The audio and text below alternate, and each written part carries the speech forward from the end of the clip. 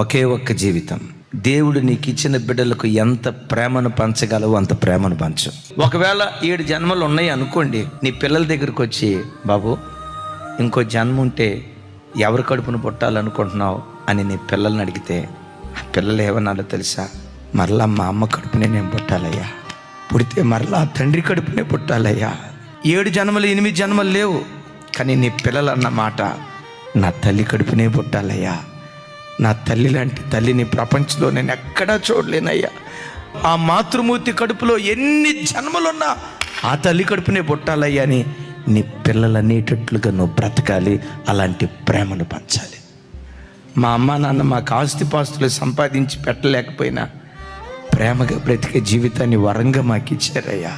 మరొక జన్మంటూ ఉంటే ఆ తల్లి కడుపులోనే పుట్టాలని నీ పిల్లలు అనేటట్లుగా ఆ మాతృత్వాన్ని నీ పిల్లలకు నువ్వు పంచాలి.